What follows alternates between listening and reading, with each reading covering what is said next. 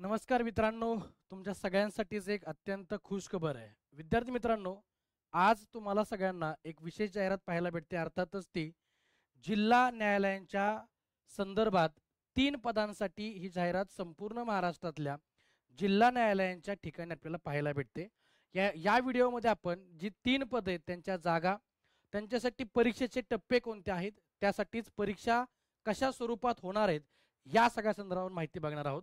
तुम्ही जर चॅनलवरती नवीन असाल तर हा व्हिडिओ पूर्ण गांभीर्यानं शेवटपर्यंत बघा आणि या काळामध्ये तुम्हाला परीक्षांना कसं सामोरं जायचंय त्या संदर्भात परीक्षांचे टप्पे समजून घेण्यासाठी हा व्हिडिओ शेवटपर्यंत बघा. सो चला तर मित्रांनो, बघूयात आपण. सगळ्यात महत्त्वाचं, जिल्हा न्यायालयांच्या या संदर्भात महाराष्ट्रातल्या सर्व जिल्ह्यांच्या संदर्भात 3 पदांसाठी भरती आलेली आहे. आजच सुरू झालेली आहे. 11 वाजता ही जाहिरात आलेली आहे. 4 डिसेंबरला आपण बोलतोय. मित्रांनो, लघुलेखकसाठी जवळपास 568 पदं आहेत. दुसरं पद आहे कनिष्ठ लिपिकसाठी 2795 पदं आहेत. आणि सगळ्यात महत्त्वाचं, जिल्हा न्यायालयामध्ये शिपाई पदांसाठी, हमाल पदांसाठी जवळपास 1266 जागा आहेत. सो विद्यार्थी मित्रांनो, ही सगळ्यात मोठी अपॉर्च्युनिटी आहे. आपण बघू शकता याची जी काही प्रतीक्षा यादी असणार आहे, जी काही मुलं घेतली जाणार आहेत, एकूण जागांप्रमाणे जर पाहिलं तर आपण 568 लेखालिपिकसाठी जवळपास 146 मुलं वेटिंगला घेतली जातील. अशा जवळपास कनिष्ठ लिपिकसाठी 700, शिपाईसाठी 1380. मित्रांनो, आपण जर पगार जर पाहिला तर आपल्या लक्षात येईल की लघुलेखकसाठी ऑन एन ॲव्हरेजली या सिच्युएशनमध्ये जवळपास 38,600 हे आपलं ग्रेस पे पाहायला भेटतंय. कनिष्ठ लिपिकसाठी जवळपास 19,900 आणि शिपाईसाठी 15,000 ते 27,000. सो मित्रांनो, याच्यामध्ये सगळ्यात महत्त्वाचं वयाची अट काय आहे तर सगळ्यात महत्त्वाचं, सर्वसाधारण प्रवर्गाच्या बाबतीत जवळपास हे 18 वर्ष पेक्षा कमी आणि 38 पेक्षा जास्त नसावं. म्हणजे वय झालं ते 18 ते 38 पर्यंत ओके असणं आवश्यक आहे. त्यासोबतच जे रिलॅक्सेशन दिलेले इतर कॅटेगरीसाठी म्हणजे SC ST व इतर मागासवर्गीय आणि विशेष मागास प्रवर्गासाठी उमेदवारांच्या बाबतीत 43 वयापेक्षा जास्त नसावं. ओके, सूट कॅटेगरीनुसार ती 43 वयापर्यंत आहे. सो विद्यार्थी मित्रांनो, नीट बघून घ्या. खूप महत्वाचं क्रायटेरिया तुम्हाला पाहायला पडतोय. ज्या मुलांचं 18 वर्ष कंप्लीट आहे तिथपासून ते 38 पर्यंत नॉर्मली आणि कॅटेगरीसाठी 43 वयापर्यंत जे उमेदवार आहेत ते सगळे यासाठी अर्ज करू शकतात. दुसरं महत्वाचं, या सगळ्यांसंदर्भात एक महत्वाचं आहे की उमेदवारास 28/3/2006 नंतर जन्मलेला हयात, ओके, जन्मलेल्या ह्यात मुलांची संख्या 2 पेक्षा नसावी. समजा ज्यांचं लग्न झालेलं आहे किंवा काय आहे त्यांना याच्यानंतर 2 मुलांपेक्षा जास्त मुलं असता कामा नये, अशा प्रकारचा एक महत्वाचा नियम आहे. ओके, आता या सगळ्या संदर्भात काही महत्वाच्या गोष्टी पण आपल्याला पाहायच्या आहेत. याच्यामध्ये जर आपण पाहिलं, अर्ज भरण्यासाठी तुम्हाला ऑनलाईन अर्ज भरायचा आहे, त्याची तारीख आजपासून सुरू झालेली आहे. आता याच्यामध्ये बघूयात की कोण कोण पात्र असणार आहे. लघुलेखकसाठी कोण पात्र असेल आणि काय. बघा, लघुलेखकसाठी पात्र होण्यासाठी काय असणार आहे, कोणत्याही मान्यताप्राप्त विद्यापीठातून तुम्ही पदवी घेतलेली असणं आवश्यक आहे. कायदा पदवी धारण केलेल्या उमेदवारांना प्राधान्य दिलं जाईल कायद्याचं. ओके, दुसरं, लघुलेखकसाठी आपण या ठिकाणी बघत आहोत. दुसरं काय, त्याच जिल्ह्यातील न्यायालयाच्या प्रादेशिक भाषेचे पुरेसे ज्ञान असणं आवश्यक. थोडक्यात त्या जिल्ह्याची भाषा थोडक्यात असणे आवश्यक आहे, ऑब्व्हियसली मराठी. दुसरं महत्वाचं, तिसरी महत्वाचं काय, शारीरिक व्यावसायिक प्रमाणपत्र, सरकारी व्यावसायिक प्रमाणपत्र परीक्षा किंवा सरकारी मंडळाद्वारे घेतलेली परीक्षा किंवा संगणक टंकलेखन बेसिक कोर्स प्रमाणपत्र, ओके, GCC TBP किंवा ITI, ओके, ITI मध्ये. ओके, यामध्ये इंग्रजी लघुलेखन 100 शब्द प्रति मिनिट किंवा त्याहून अधिक गती किंवा मराठी लघुलेखन 80 शब्द प्रति मिनिट किंवा त्याहून अधिक गती. तसंच आणि इंग्रजीचं तुम्हाला 100 किंवा 80, त्यासोबतच इंग्रजी टंकलेखनाचं लघुलेखन झालं. तसंच आता टंकलेखन 40 शब्द प्रति मिनिट किंवा त्यापेक्षा अधिक गती किंवा आणि मराठी आणि म्हटले ते पण लागणार आहे. मराठी टंकलेखक 30 शब्द प्रति मिनिट आणि किंवा त्याहून अधिक गती असणं आवश्यक आहे. ओके, त्याच्यानंतर थोडक्यात तुमचं टायपिंग असणं आवश्यक आहे, मराठी इंग्लिशच्या संदर्भातले टंकलेखक आणि लघुलेखक. त्यासोबतच MS office, MS word, W star, थोडक्यात MS साठी तुमचं असणं आवश्यक आहे. ओके, महाराष्ट्र किंवा गोवा राज्यातील वैधानिक विद्यापीठामध्ये तुमची ती डिग्री होणं आवश्यक आहे. या सगळ्या संदर्भातच महाराष्ट्र किंवा गोवा सरकारने जारी केलेल्या संगणक ज्ञानाच्या पात्रतेबाबत कुठलंही प्रमाणपत्र, यातला कुठलाही एक कोर्स असणं आवश्यक आहे. सो मित्रांनो, ही झाली पात्रता लघुलेखकसाठी. आता बघूयात कनिष्ठ लिपिकसाठी काय. कनिष्ठ लिपीसाठी तेच आहे बघा काय आहे, कोणत्याही मान्यता प्राप्त विद्यापीठातून पदवी घेणं आवश्यक, थोडक्यात ग्रॅज्युएशन कंप्लीट. लघुलेखक आणि कनिष्ठ लिपिकसाठी तुमचं ग्रॅज्युएशन कुठल्या पण याच्यातली पदवी घेणं तुम्ही आवश्यक आहे. जिल्ह्याचं पुरेसं ज्ञान पाहिजे तुमचा. बघा इथं सरकारी व्यावसायिक प्रमाणपत्र परीक्षा किंवा सरकारी मंडळाद्वारे घेतलेली परीक्षा किंवा संगणक टंकलेखन बेसिक कोर्स यामध्ये सरकारी प्रमाणपत्र GCC TBB किंवा ITI यामध्ये इंग्रजी टंकलेखन 40, इथं 40 आवश्यक आहे किंवा त्याहून जास्त, आणि मराठी 30. ओके, 40 आणि 30 अशा प्रकारे तुम्हाला या ठिकाणी हे पाहायला भेटतंय. Okay yes. दुसरं MS ऑफिस या संदर्भात MSIT कोर्स हे झालं याच्या संदर्भात. कनिष्ठ लिपिक आणि लघुलेखक. लघुलेखकला इंग्रजी लघुलेखक लागते आणि मराठी लागते. ओके, त्यासोबतच कनिष्ठ लिपिक्सला फक्त इंग्लिश 40 आणि मराठी 30 असं प्रमाणपत्र लागते, सोबत MSIT कम्प्युटरचा कोर्स. मित्रांनो, ही जे काही लघुलेखक आणि कनिष्ठ लिपिक आहे याच्यासाठी प्रामुख्याने जर पाहायला भेटलं तर आपल्या लक्षात येईल ग्रॅज्युएशन लागते. पण जे आता महत्वाचं पद आहे शिपाई पद, कनिष्ठ न्यायालयामध्ये शिपाई पदासाठी फक्त उमेदवारांना 7वीची परीक्षा पास असणं आवश्यक आहे, दुसरी कुठलीही क्रायटेरिया नाहीये. सो मला वाटतं सगळ्यात बेसिक आणि सगळ्यांसाठी आत्ताच्या काळामध्ये तयारी करणाऱ्या मुलांसाठी ह्या ज्या काही शैक्षणिक पात्रता आहेत सगळेजण बऱ्यापैकी क्वालिफाय असतील. तुम्ही सगळेजण हे प्रमाणपत्र असे तुमच्यापाशी असतील तर तुम्ही अर्ज करू शकता. अर्ज करण्याच्या तारखा सुरू झालेल्या आहेत. सो मित्रांनो, आपण पाहिलं की आता ह्याच्यामध्ये कोण कोण पात्र आहे. शिपाई पदासाठी खूप चांगल्या जागा आहेत, खूप चांगला जॉब पण आहे. मला वाटतं जिल्हा न्यायालयामध्ये ह्या सुटलेल्या सगळ्या भरतींसाठी आपण सगळ्यांनी पात्र असाल तर अवश्य फॉर्म भरला पाहिजे. आता बघूयात की परीक्षा नेमकी कशी होणार आहे किंवा काय भाग. बघा, परीक्षा शुल्क जे आहे सर्वसाधारणसाठी 1000 रुपये आणि सर्वसाधारण सोडून इतर सगळ्या कॅटेगरीसाठी ओके SC ST OBC इतर मागासवर्गासाठी 900 रुपये फी आहे. ओके, आता परीक्षा कशी होईल बघा. चाचणी परीक्षेचं नाव चाळणी परीक्षा आहे.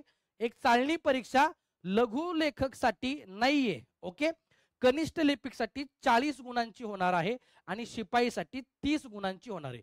या चाळणी परीक्षेमध्ये काय असणार आहे ते पण आपण बघूयात.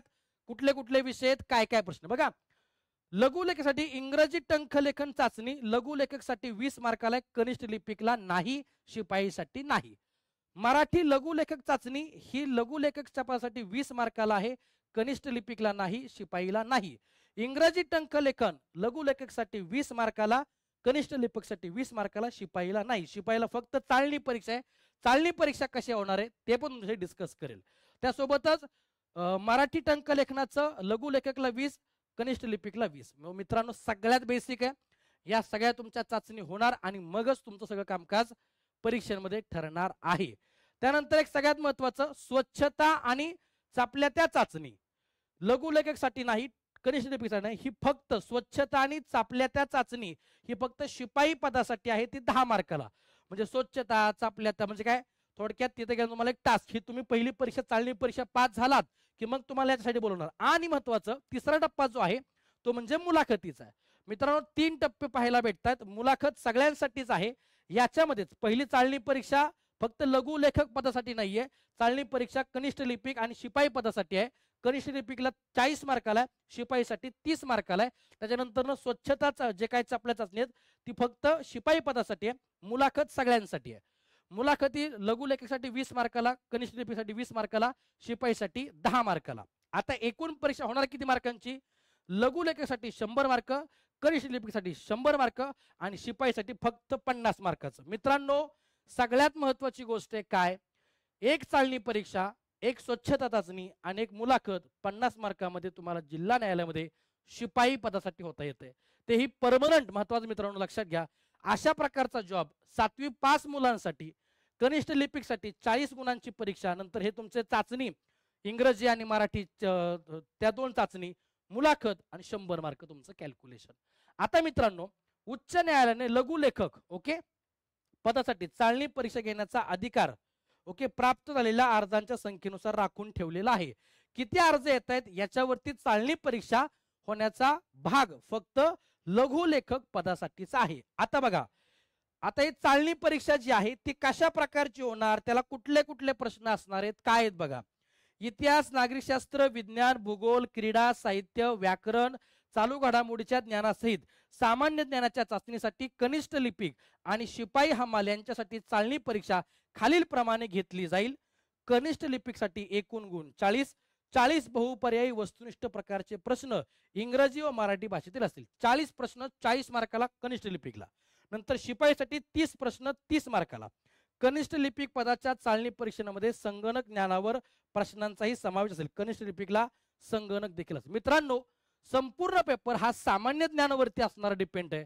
सो मला वाटतं शिपाई पदासाठी आणि कनिष्ठ लिपिक पदासाठी आपण जर पात्र असाल तर जास्तीत जास्त तयारी करा आणि याच्यासाठी अर्ज भरा.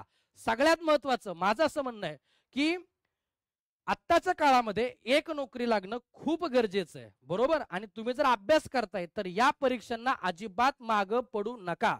सगळ्यांनी फॉर्म भरा. 30 मार्काचा पेपर शिपाईसाठी, ओके. कनिष्ठ लिपिकसाठी 40 मार्काचा. हे झालं की पुढची काय प्रोसिजर आहे बघा. लघुलेखेसाठी हे सगळ्या चाचणी, बरोबर का. लघुलेखेसाठी ते चालणी परीक्षा नाही, ओके. घेतली तर त्या अर्जांच्या प्रमाणे होईल. लघुलेखकसाठी जवळपास गुणवत्तेच्या आधारे चालणी परीक्षेमध्ये किमान गुण प्राप्त केल्यानंतर ओके, काटेकोर गुणांच्या आधारे एका 7 उमेदवारांना एका जागेसाठी 7 याप्रमाणे त्यांना लघुलेखन चाचणी बोलवलं जाईल. त्यासाठी तो वेळ आहे. मराठीसाठी इंग्रजीसाठी बघा त्यासाठी जवळपास 6 मिनिटं, ओके. कालावधी 6 मिनिटं, गती 100 शब्द प्रति मिनिट. मराठीसाठी 8 मिनिटं 80 शब्द प्रति मिनिट. एकूण शब्द 600, इथं 640. प्रतिलेखन वेळ 40 मिनिटं असेल, 45 मिनिटं असेल. सो मित्रांनो, हे झालं कशासाठी संदर्भात आपण बोलतोय, लघुलेखनाच्या संदर्भातलं. मला वाटतं ही सगळ्यात मोठी अपॉर्च्युनिटी आहे पोरांनो, कळते.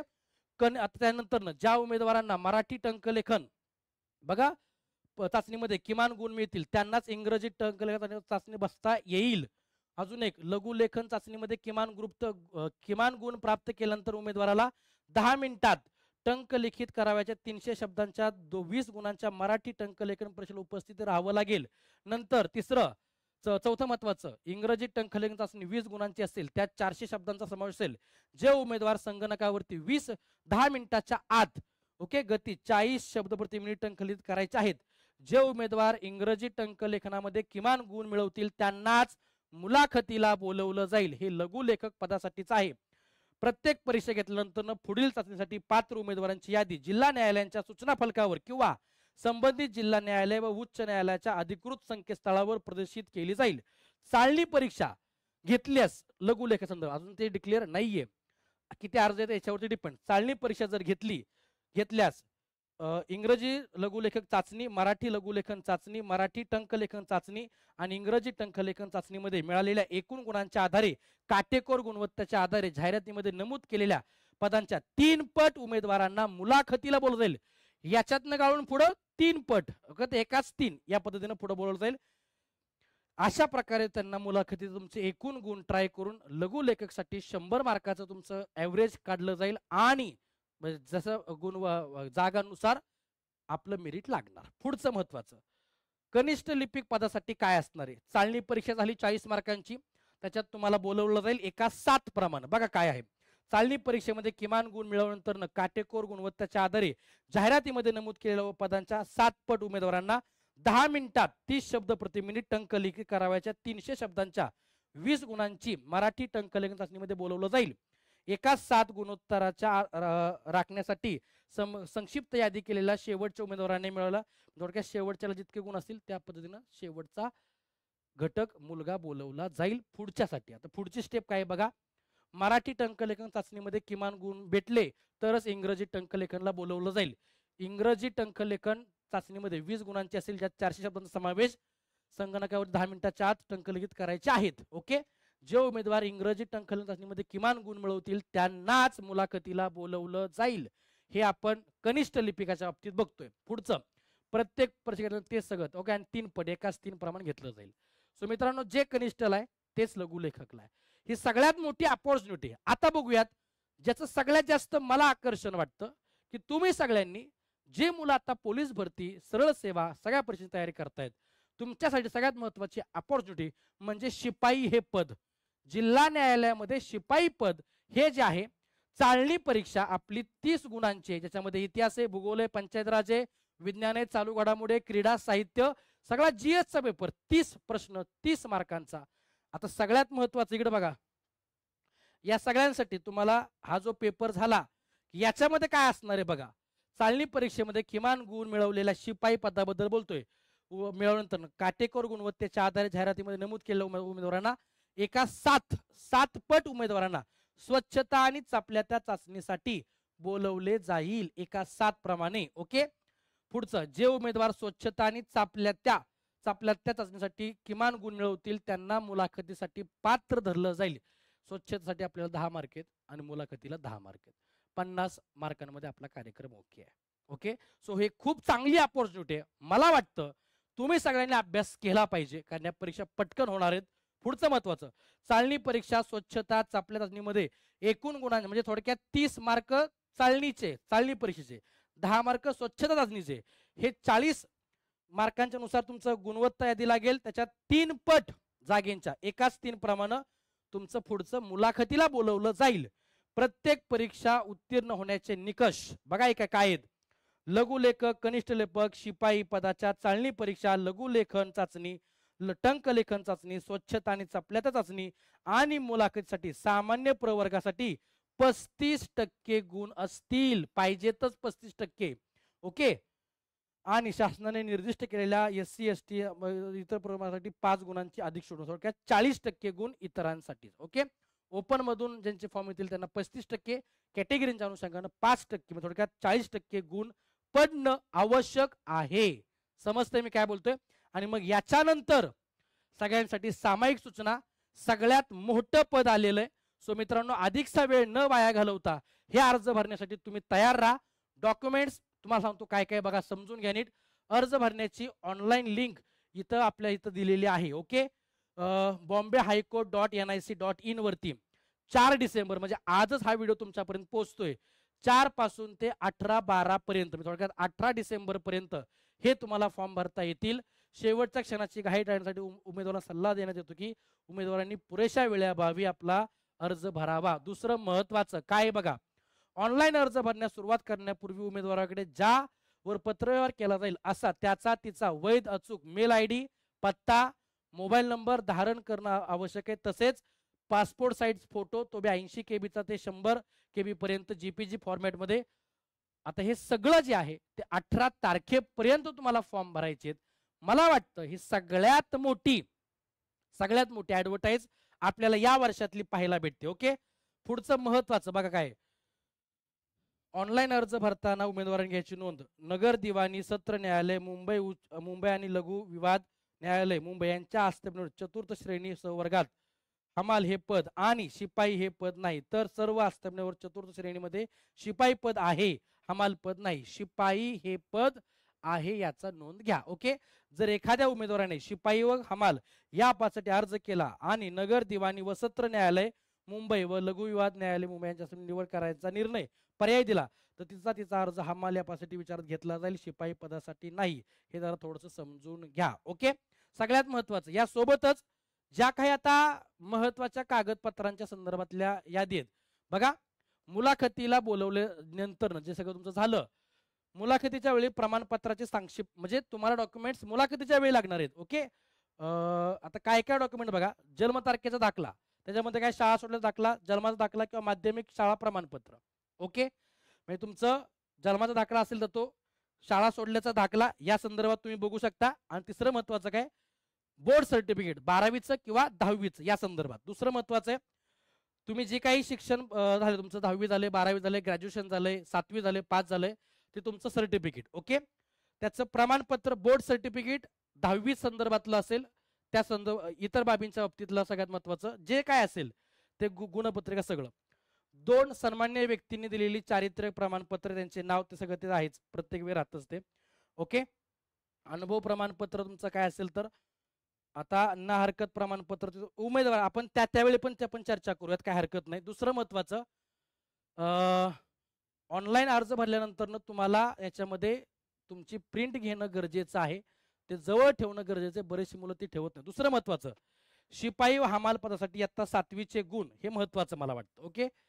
बंधनकारक आहेत. शिपाई हमाल पदासाठी ज्या उमेदवारांनी इयत्ता 7वी परीक्षा व पुढील उच्च पात्रता म्हणजे 8वी 9वी 10वी 11वी 12वी इत्यादी परीक्षा उत्तीर्ण केली असेल आणि त्याच्याकडे तिच्याकडे आता 7वीचे गुणपत्रक नसेल तर तिने अर्ज भरताना काल्पनिकरित्या इयत्ता 7वी 50% ओके पास 50% गुण म्हणजेच एकूण गुण बरोबर 100 पैकी 50 मिळालेले गुण प्रविष्ट करावेत. तुमच्याकडे इयत्ता 7वीच नसेल, तुम्ही पुढचं पास केले तर इयत्ता 7वीला 50% टाकायचे ते लक्षात ठेवा. 7वीच आहे का नाही बघा प्रमाणपत्र. ओके, जेणेकरून त्याचा तिचा अर्ज संगणकाद्वारे स्वीकारला जाईल. परंतु ज्या उमेदवारांनी उच्च पात्रता म्हणजेच 8वी 9वी 10वी किंवा 11वी 12वी परीक्षा पास नाही, तिने 7वी मध्ये मिळालेल्या प्रत्यक्ष गुणांचा उल्लेख करावा. त्या संदर्भात किमान पात्रता प्रमाणपत्र संबंधित शाळेने जारी केलेला अपलोड करावे. तिथं अपलोड करावं लागतंय.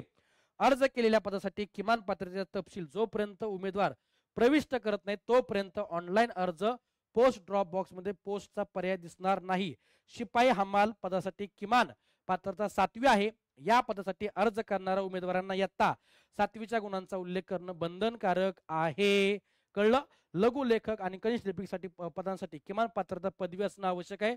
हे सगळ्यांनी लक्षात ठेवा. ओके, आता मित्रांनो हे जे काय आहे तुमच्यासाठी सगळ्यात मोठी बिगेस्ट अपॉर्च्युनिटी आहे. आता जागा बघू आपण, ह्या जागा किती आहेत. ओके, सगळ्यात महत्वाचं बघा, अहमदनगर जिल्हा न्यायालयासाठी लघु लेखकासाठी 55 जागा आहेत, कनिष्ठ लेखकासाठी 141, शिपाईसाठी 64. हे प्रतीक्षा यादी म्हणजे ते नंतर लक्षात घेतले जातील. ओके, अकोल्यासाठी 18, कनिष्ठ लेखकासाठी 48, शिपाईसाठी 35. आता जर तसं वास्तविक पाहायला गेलं तर सगळ्यात जास्त कुठे आहेत तर शहर दिवाणी व सत्र न्यायालयामध्ये शिपाई पदासाठी जवळपास 101 जागा. त्याच्यानंतर इथं 84 जागा पाहायला भेटतात ठाणेसाठी. हे वन ऑफ द बेस्ट जागांचं सगळ्यात नोटिफिकेशन आहे. शिपाईसाठी बघू शकता तुम्ही जवळपास 1266 जागा आहेत, कनिष्ठ लिपिकसाठी जवळपास 2795 आणि लघु लेखकसाठी जवळपास 568. सो मित्रांनो हरिअप, तुम्ही अजूनपर्यंत याच्या संदर्भात तुम्हाला काही डाऊट असेल तर तुम्ही बिंदास्त मला विचारू शकता. या संदर्भात फॉर्म भरण्याची तारीख आजपासून सुरू झाली आहे. सो मित्रांनो हे जे काय माहिती सांगली, एक परीक्षा चालणी परीक्षा आहे शिपाई पदासाठी 30 मार्कांची. कळते? ताकदीनं कामाला लागा, ताकदीनं अभ्यास करा. कनिष्ठ लिपिक त्यांच्याकडे टायपिंगचं सर्टिफिकेट आहे बरोबर, इंग्लिश मराठी 40-30 बरोबर, त्यांनी ताकद लावा आणि अभ्यास कंटिन्यू ठेवा. ही परीक्षा लवकरात लवकर घेतली जाईल. सो मित्रांनो हा व्हिडिओ तुम्हाला व्यवस्थित माहिती करून दिलेली, फक्त जागा आणि पात्रता काय या संदर्भात आता तुम्हाला लक्षात ठेवा. अभ्यासक्रम समजून आलाय, खूप कमी विषय अभ्यास आलायत, फक्त जीएस व्याकरण मराठीच्या अनुषंगाने काय असेल पाहायला भेटेल, इंग्लिशच्या अनुषंगाने काय प्रश्न पाहायला भेटतील. पण मला वाटतं 30 प्रश्न आपल्याला जर एक नोकरी लावून देणार असतील ते पण परमनंटली, मला वाटतं सगळ्यात महत्त्वाचं आपण त्यासाठी तयार असणं आवश्यक आहे. सो मित्रांनो हा व्हिडिओ आपण बघितला, धन्यवाद. आपले काही प्रश्न असतील तर कमेंटमध्ये टाका, त्याच्यावरती अजून तुमचं या संदर्भात प्रश्न उत्तर तुम्हाला देण्यासाठी पुन्हा एकदा हा व्हिडिओ तयार करेल. सो धन्यवाद. सो मित्रांनो गुरुकुलच्या अकॅडमीच्या टेलिग्राम चॅनलवरती तुम्हाला अधिक माहिती मिळण्यासाठी तुम्ही तो जॉईन करून ठेवा. त्याच्या डिस्क्रिप्शनमध्ये तुम्हाला लिंक आणि ऍप्लिकेशनची लिंक दिलेली आहे. अवश्य तुम्ही तुमचा अभ्यास आमच्यासोबत करू शकता. धन्यवाद.